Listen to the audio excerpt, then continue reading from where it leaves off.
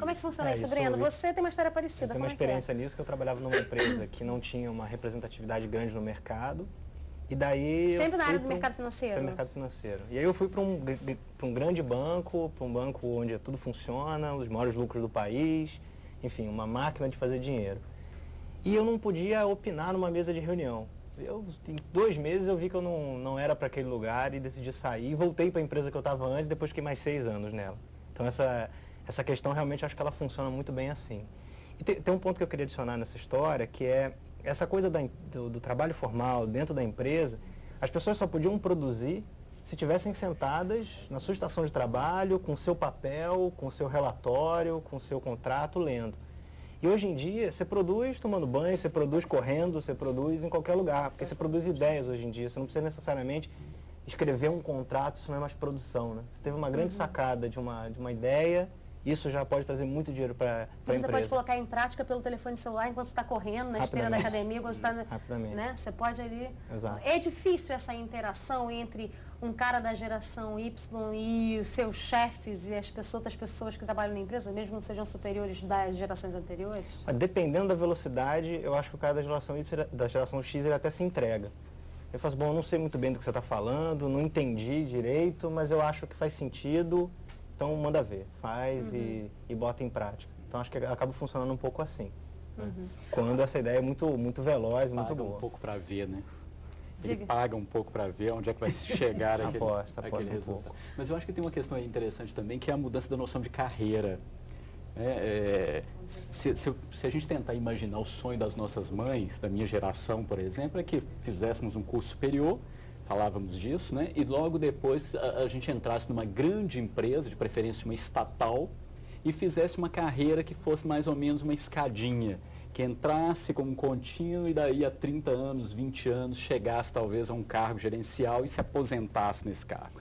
Eu creio que hoje há uma mudança na percepção do que é o sucesso. Né? O sucesso não é mais essa carreira, né, tão escadinha. Agora já é mais você vivenciar desafios múltiplos. Você estar em diferentes, ou até mesmo na mesma empresa, mas tendo diferentes projetos.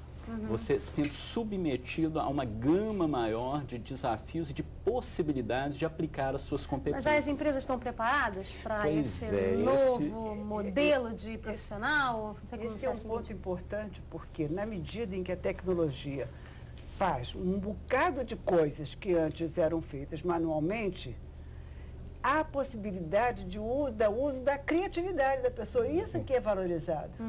É a criatividade. Você vê, mesmo na área que nós estamos até falando aqui, em particular, área de recursos humanos, a gente tem que ter um outro pensar da área.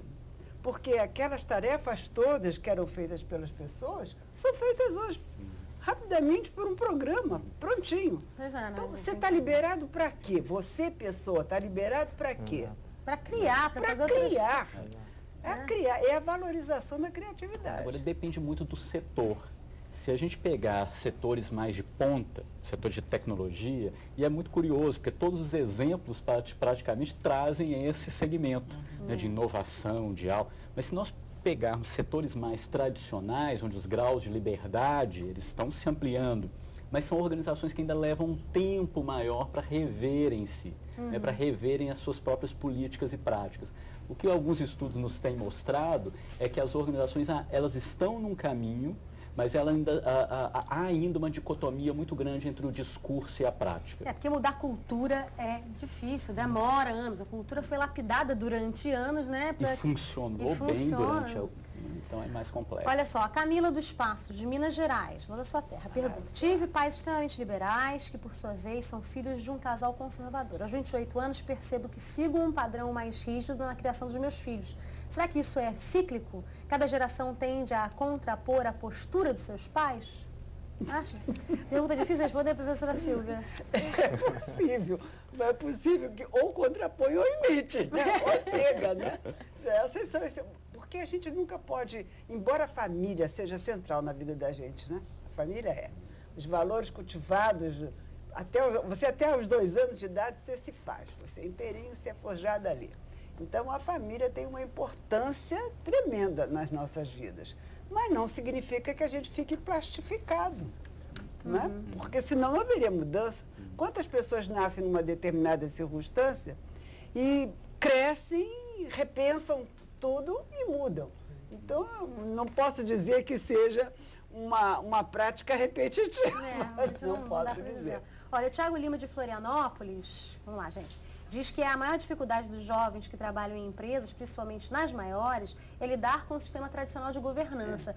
Pergunta como lidar com isso, já que os chefes são muito tradicionais e não entendem a forma dos jovens trabalharem. Sente isso, Bruno? Existe esse tipo de dificuldade hoje na governança corporativa porque os nossos gestores ainda não passaram por esse tipo de aprendizado, digamos assim, de lidar com essa geração. Então, de repente, pode ser ousadia demais da nossa parte pensar dessa forma, só que também eu acho que é um pouco de saber ouvir.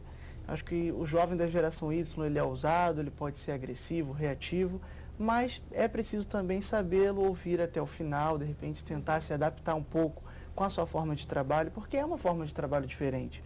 Hoje o jovem geração Y, ele precisa trabalhar conectado, ele precisa, né, discutir sobre situações problemáticas na empresa, ele precisa encontrar soluções até em outros países, em outras empresas. Sim, mas existe uma coisa na empresa que é a hierarquia, assim, quer dizer, nem sempre você pode ter essa relação muito horizontal com o seu gestor, né? Isso depende muito da cultura da empresa. Você percebe isso, Breno, nos lugares onde você trabalhou? Sim, qual é a dificuldade, assim? O que vocês querem dos chefes, vamos dizer assim? A primeira coisa, acho que é deixar falar.